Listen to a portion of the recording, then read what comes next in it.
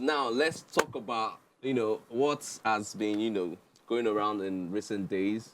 Talking about how the National Film Censors Board, plan to clamp down on certain types of content, including, violent scenes, sexual scenes. They're talking about ritual scenes. Just talking about everything that seems to be a bit ugly in content, from film, music videos, and social media generally. Do you guys think that it's worth it? And if they're banning it, how well do you think it's going to change what might be, already broken? Yeah. Let's start from you. I need to hear Miles. Yeah, I'm it's your very industry. Curious, yeah, it's your industry. Okay. The prostitution. Sorry. Yeah. Sorry, that industry. Yeah. Yeah. Yeah. Anyway, so what's going to change? What effects will this have on anything? Yes. What are the implications? What's the implication? It's going to be. Nothing's going to change.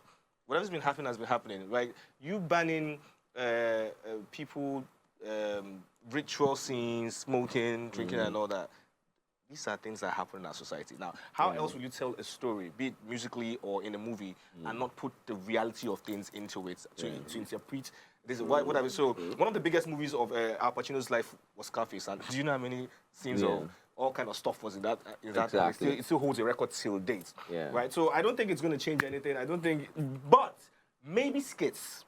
Skits should be regulated to a certain level. But you see music videos, so why don't they just tell Hollywood to ban every basic instincts and the likes, ban everything, so we don't have to, and all the movies. So you're talking about limiting creativity in... Especially skits.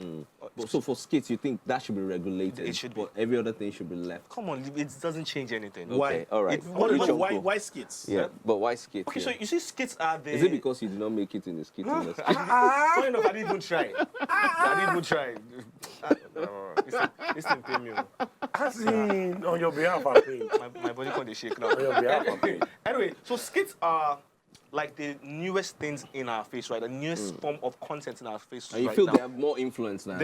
Right now. Check the skit makers, even though a lot of them are Gmail boys and girls. But yeah, they're behind, I have numbers, I have all the numbers, and I'm making money. These are the things we consume more. Now, every little thing now you're seeing skits right there in your faces. And it's getting to a point where they don't know, the skit makers don't know where to draw the line no more. They just churn out all sorts of content in the name of I'm doing skit. Nobody's gonna say anything about it. It had to take the Nigerian police to actually flag a warning, like, please stop wearing our uniforms, of which some of them are still wearing. They're still wearing fashion for their head. They have to stop that. So I think skits should be regulated. Because they're going overboard. So, Gang, you were going to say something. Yeah, because see, here's the funny thing: the film board, censors, whatever. I believe there are people that actually studied film, that know things about theater arts, that knows things. It's called acting. It's called acting for a reason. It's not a reality show. You get me? This is a reflection of things that really happen in society. Yeah. They might as well have us all shooting gospel movies or whatnot.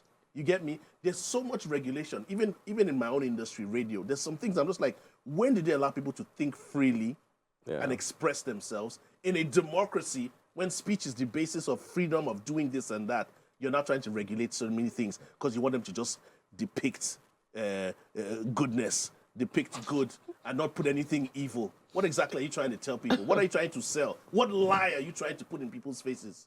You get me? It's so annoying for them to even think of some... First of all, when I heard this story, I was like, CBN is there confused, not knowing what to do with their lives. Cybersecurity is there confused. They just think the Nigerians are so stupid. You now wake up and say you want to regulate films that they shouldn't be doing illicit things, rituals and whatever. Have you been to shrines? Have you gone to cancel all the shrines in the country? Have you stopped embezzlement? Have you stopped Ashawo? Have you stopped so many other things that we shouldn't put this in our movies anymore? So that when people watch the movie, they think that, oh, everything is just fine in Nigeria. They're so good and peaceful. Come on. What are we trying to do? What are we trying to control? Okay, so definitely that's limiting the true reflection of the society. Not to deviate. Yeah. But, like, I heard a stat about pornography, for example, and the billions of dollars it generates every year. Try and attack that kind of industry and stop that kind of stuff. It's from our normal Nollywood films. that are all on Netflix and making money and giving people a source of livelihood that you're now saying, no, depict us as angels? Okay, Rich Please. Uncle, what's your thought on There this? are two sides to that coin. There are two sides to that coin because, first of all, I think that you cannot put limits on creativity. You shouldn't. Like, I mean, this is a creative industry. But once you start to draw lines, then you have to play within that field. It doesn't make any sense. But also, there's the other side where when people watch your films, your plays, and the rest of that, if they are not Africans or they are not Nigerians, in a funny kind of way, they actually think what they are watching is the reality, which most times is not. We grew up watching Chinese films and Indian films. So most of us thought Indians could talk to snakes. That's not true. But Most of us have thought snake charmers. some of them, Yes. but it's not. It's the not. way it was buried in our mind is not really the reality. And I remember growing up, all the movies that were on TV and all the tapes that we used to watch back then were one ritual, one grandmother that was killing children and the rest of that. And to a very large extent, that actually shaped my thinking for a period of time. So I think I understand. Like, there's a fine line, but I think you can't put a stamp on creativity. Like, you can't tell people you cannot be creative beyond this point. So really, once you start to draw those lines, it destroys everything. But also, let's not forget that there are people that have never been to your country before. They don't know where your continent is. And everything, when they watch Nollywood, they believe that this is Nigeria. So to them, in Nigeria, they cut people's head and then they will do, which actually... Oh, yes, I'm sure you guys saw the video that was put out recently after the Duchess, the Duke and Duchess were in the country, and they talked about certain things about Nigeria, how it's not a safe country, and how about 90% of Nigerians are scammers. And, you know, there was this very ugly depiction of the country. Yes, there in certain areas of the country, there's, you know, security issues. I think this thing that you're saying is so funny how... So I had a friend that I went to university with, born and bred in Lagos. Then I think about 5 or 4 years ago, she moved to Canada. So she came back sometime last month for a burial. But before she came back, she called me to ask, hey, so where can I stay? Because I heard they kidnapped people in Lagos. I was like, is everything okay? We grew up here now.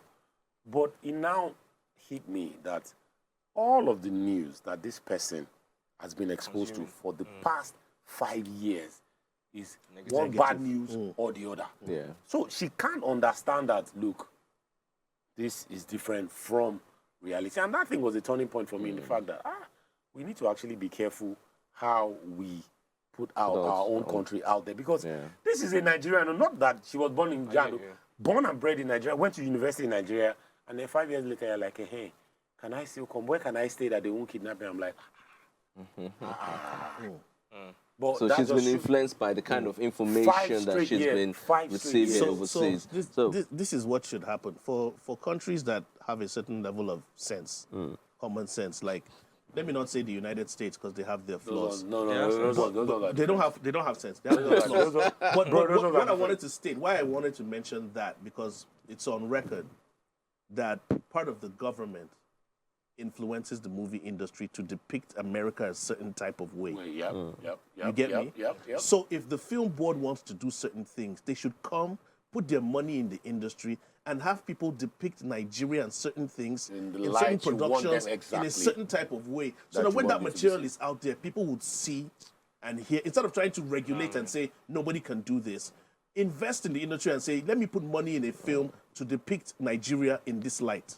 The minute the federal government or whatever puts money into the movie industry, that's the end of that industry. Look, one of the biggest industries, one of the industries that's really, really working in Nigeria right now is the entertainment industry.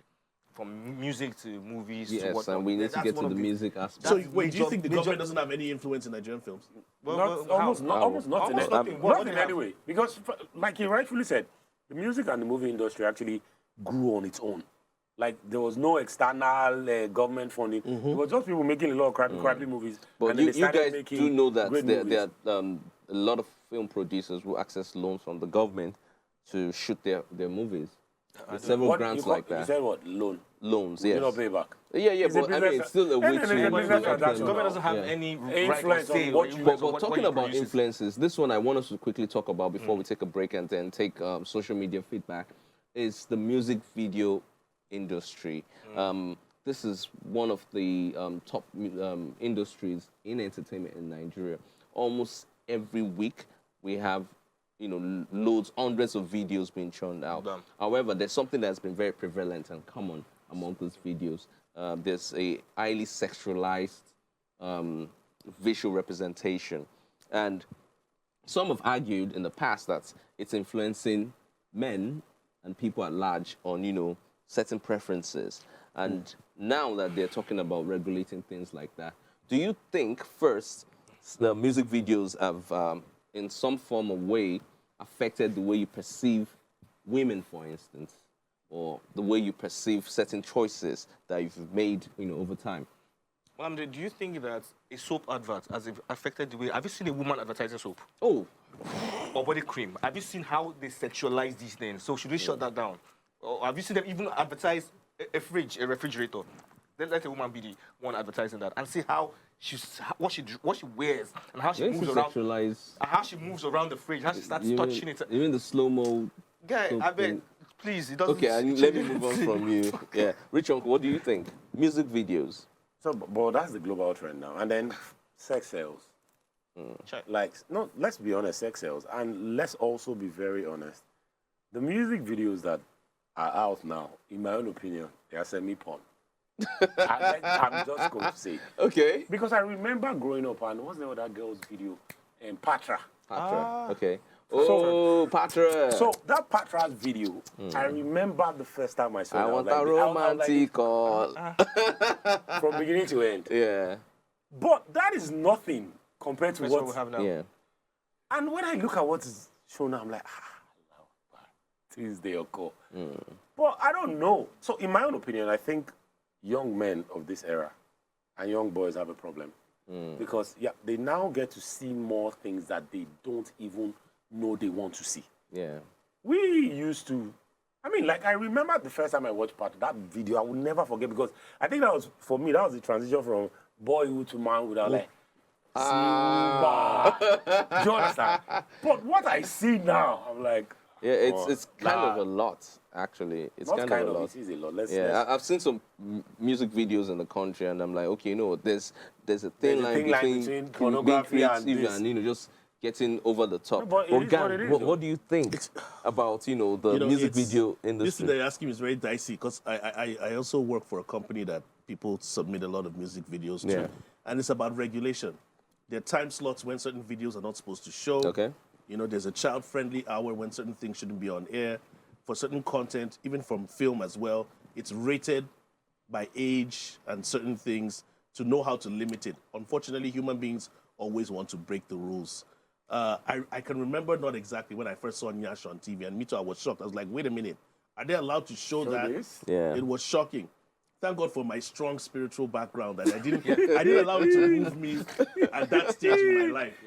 But when you're outside, when you used to go for parties, that's what you expect to see. Yep. You expect girls to dance like this, dress like this, guys to behave like this. And yes, there's an effect from watching these things and consuming them. But you just need to hope that you have a strong essence of yourself to not just But what if do these what things. if you even consume those things before you even develop that sense of self? then you're part of the problem.